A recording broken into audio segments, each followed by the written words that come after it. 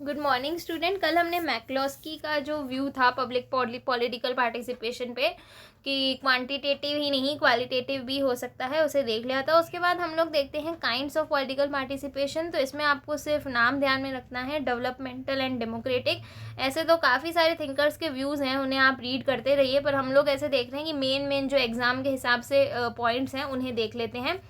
तो civic awareness and political participation आपका एक टॉपिक है कि सिविक अवेयरनेस का मतलब होता है कि जो किसी जगह के सिटीजन्स हैं यानी नागरिक हैं, वो अपने राइट्स को लेकर के, उनकी क्या ड्यूटीज़ बनती हैं स्टेट के लिए, इसको लेकर के कितने अवेयर हैं, इस चीज़ का पॉलिटिकल पार्टिसिपेशन से क्या रिलेशन है। तो देखो, कोई भी जगह होगी या डेवलप्ड कंट्री है, फॉर एग्जाम्पल अब अमेरिका का एग्जाम्पल ले लो, उसमें क्या है कि वहाँ की आइडियोलॉजी भी ऐसी है कि हाँ, सबको लिबर्टी चाहिए, इक्वालिटी चाहिए।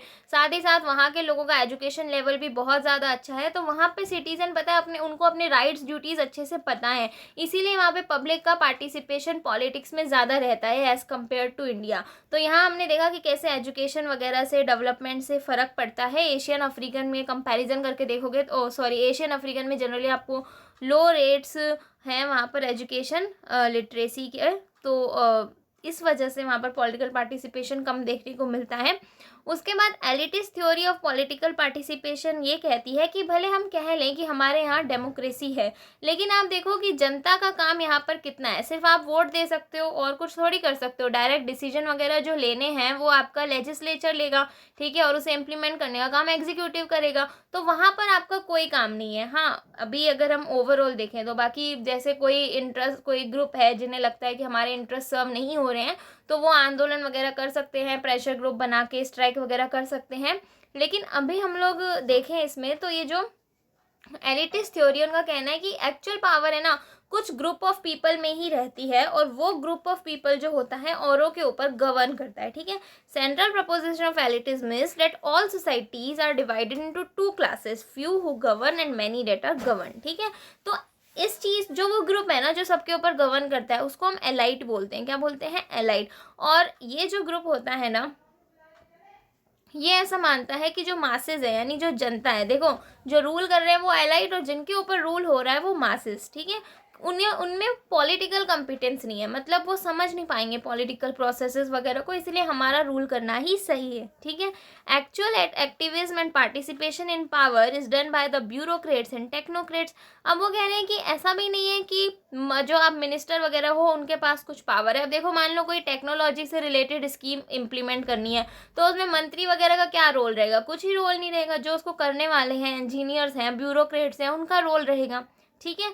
तो वो वही बता रहे हैं कि किस तरीके से एक्चुअल पावर किसके हाथ में होती है।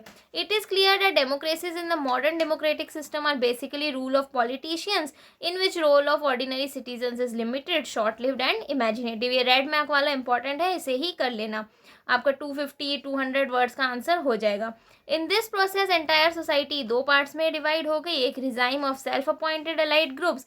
सेल्फ अपॉइंटेड एलाइड ग्रुप्स का मतलब है कि जो देखो अच्छे से रिस्पॉन्सिबिलिटी फॉलो करेगा वो अपने आप ही हाई पोजीशन में जाता जाएगा, भले कोई उसे उस हाई पोजीशन में पहुंचाना चाहे या नहीं पहुंचाना चाहे, तो उसने खुद को ही अपॉइंट कर लिया, तो सेल्फ अपॉइंटेड, ठीक है। उसके बाद हम लोग देखते हैं नेचर ऑफ पॉलिटिकल पार्टिसिपेशन। तो यहाँ पर ये जो डेफिनेशन दे रखी है ना, ये सबसे सिंपल डेफिनेशन है पॉलिटिकल पार्टिसिपेशन की, इसे आराम से याद कर लो कि political participation is an activity under which a person actively participates in the process of making decision making कर देना, हाँ, making, determining and implementing public policies and decision, ठीक है। जहाँ पर वो एक्टिवली पार्टिसिपेट, मतलब अपने उसको राइट्स वगैरह पता है इंडिविजुअल को, ठीक है। उसके बाद हम लोग देखते हैं ये मेनली दो तरीके की होती है, एक है आपकी कन्वेंशनल और एक है आपकी नॉन कन्वेंशनल।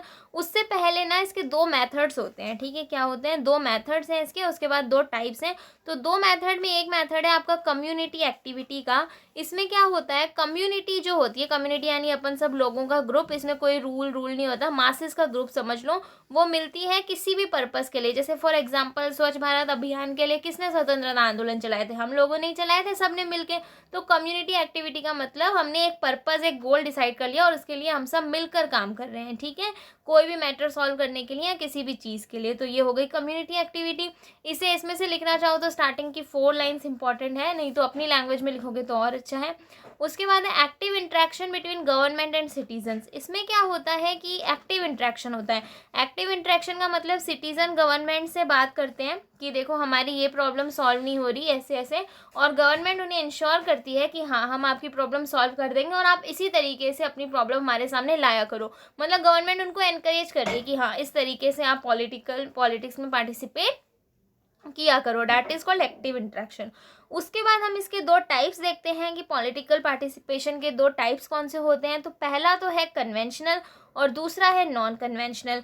तो कन्वेंशनल पॉलिटिकल पार्टिसिपेशन में के आप देखो दो पार्ट्स याद कर लो। पॉलिटिकल पार्टिसिपेशन में दो एंटिटीज पार्टिसिपेट कर रही हैं, एक है सिटीजन और एक है स्टेट, यानी एज अ सिटीजन कोई पार्टिसिपेट कर रहा है और एक पूरा स्टेट पार्टिसिपेट कर रहा है। तो कन्वेंशनल और नॉन कन्वेंशनल में ये जो टेबल बनी हुई है ना, ये बहुत इंपॉर्टेंट है, हमें इन्हें ही देखना है कि सिटीजन कन्वेंशनल सिस्टम में सिटीजन कैसे पार्टिसिपेट कर रहा है और स्टेट का क्या रोल है, और नॉन कन्वेंशनल में दोनों का क्या रोल है। ठीक है, तो कन्वेंशनल में तो सिटीजन का पार्टिसिपेशन सिर्फ इतना होता है कि वो पब्लिक के रिप्रेजेंटेटिव से कांटेक्ट कर सकते हैं।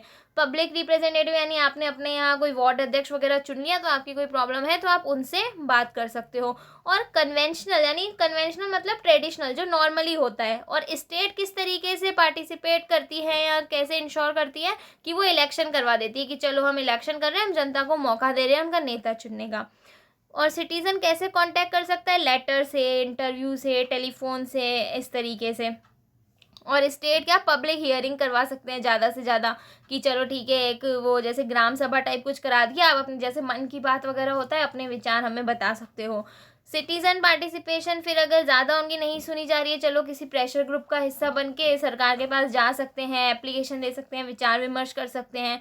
और स्टेट इसका रिस्पॉन्स ऐसे कर सकता है कि चलो ठीक है आपकी समस्या को हल करने के लिए हम एक अलग कमेटी बना देते हैं, एडवाइजरी काउंसिल बना देते हैं। ठीक है, अब आओ नॉन कन्वेंशनल में। तो नॉन कन्वेंशनल होता है जो बहुत ही कम होते हैं। ठीक है, जैसे प्रोटेस्ट, प्रोसेशन, बहुत जोर शोर से आंदोलन करना, जैसे अभी किसान आंदोलन चल ही रहा है, धरने, भूख हड़ताल, और गवर्नमेंट कुछ बोल रही है तो उसकी नहीं मानना, लॉ तोड़ना, ये सारी चीज़ें नॉन कन्वेंशन में आती है। और स्टेट क्या करता है नॉन कन्वेंशन में कि कभी कभी स्टेट जैसे रिपब्लिक डे परेड होती है या कुछ नेशनल फेस्टिवल होते हैं कि जिसमें ज़्यादा से ज़्यादा लोग पार्टिसिपेट कर सकते हैं, अपने देश को जान सके, पॉलिटिक्स में पार्टिसिपेट कर सके।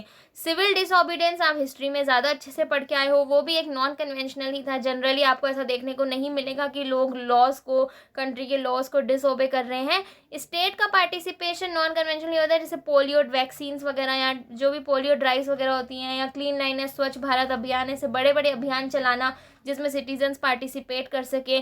कभी कभी सिटीजन वायलेंस पे उतर आते हैं। और स्टेट पार्टिसिपेशन का है पब्लिक रेसेस ऑर्गेनाइज करवाना, होती नहीं है बड़ी बड़ी मैराथन वगैरह। तो यही सब चीज़ें आपको इसमें दे रखी हैं। पॉलिटिकल कैंपेन अगर शांति से हो रहा है तो वो किसका हिस्सा है, कन्वेंशनल का। पर यही इसमें वायलेंस वगैरह आ रही है तो नॉन कन्वेंशन का। ठीक है, और फिर पॉलिटिकल डिससेमिनेशन कैंपेन, जनरली इंफॉर्मेशन पहुंचाने के लिए लोगों तक स्टेट करवाता है। ठीक है, कॉन्टेस्टिंग फॉर पब्लिक ऑफिस, अगर ठीक है सिटीजन को लग रहा है कुछ भी नहीं हो रहा तो अब मैं खुद जाके, आपको लगे मैं तो खुद जाके इलेक्शन लड़ूंगा या लड़ूंगी, तो आप उस पब्लिक ऑफिस के लिए इलेक्शन लड़ रहे हो, तो ये भी कन्वेंशनल में ही आएगा। या आपने कोई इनिशिएटिव लिया और उस पर आप शुरू हो रहे हो कि चलो ये आंदोलन करते हैं या हम ये करते हैं। ठीक है, तो ये सारी चीज़ें कन्वेंशनल, नॉन कन्वेंशनल, बस ये टेबल का फॉर्मेट याद रखना, ये बहुत इंपॉर्टेंट है कि सिटीजन का क्या रोल है, स्टेट का क्या रोल है। आप इतनी बड़ी टेबल नहीं बना पाओ तो आप नॉर्मल भी बना देना कि पहले कन्वेंशनल की बना दी फिर नॉन कन्वेंशनल की बना दी। ठीक है, उसके बाद है मेन एजेंसीज क्या है पॉलिटिकल पार्टिसिपेशन की, तो इसे हम नेक्स्ट क्लास में करेंगे। ओके।